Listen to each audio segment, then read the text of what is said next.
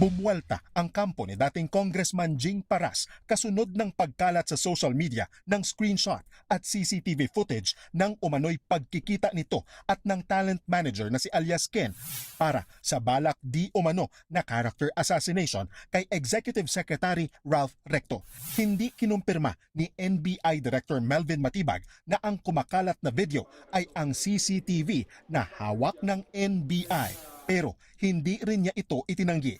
Bukod kay Paras at ang talent manager at artistang si alias Jen, kasama sa meeting ang dalawang abogado, kabilang dyan si Attorney Ruy Rondain na abogado rin ni dating Ako Bicol Party List Representative Zaldico.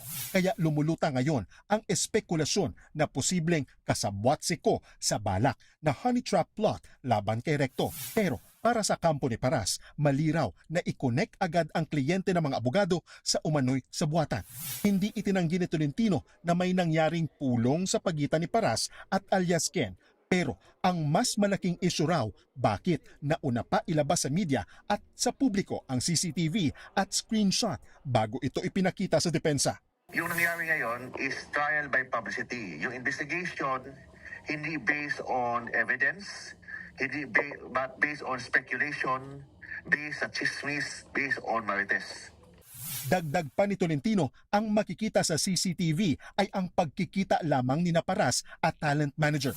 Hindi raw nito napapatunayan kung ano ang pinag-usapan. Kinwestiyon din ni Tolentino kung bakit mga screenshot lamang ng CCTV sa labas ng restaurant ang ipinakita sa kanila ng NBI kahapon. Hindi raw ipinakita sa depensa ang video sa loob ng restaurant na kumakalat na ngayon sa social media.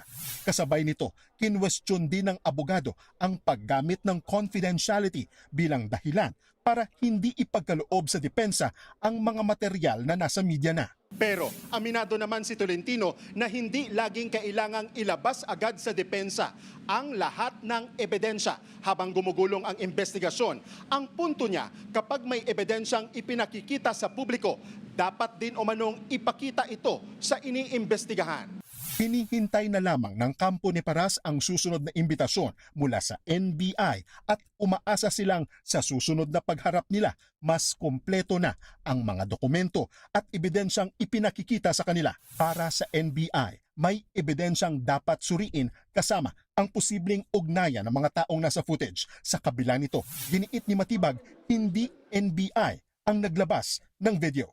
Ang kailangang malaman natin ngayon is kung yung lumabas sa CCTV, parehas nung meron kami. Ngayon, kung parehas yan, then merong ebidensya talaga. Hindi pala botete yung ebidensya.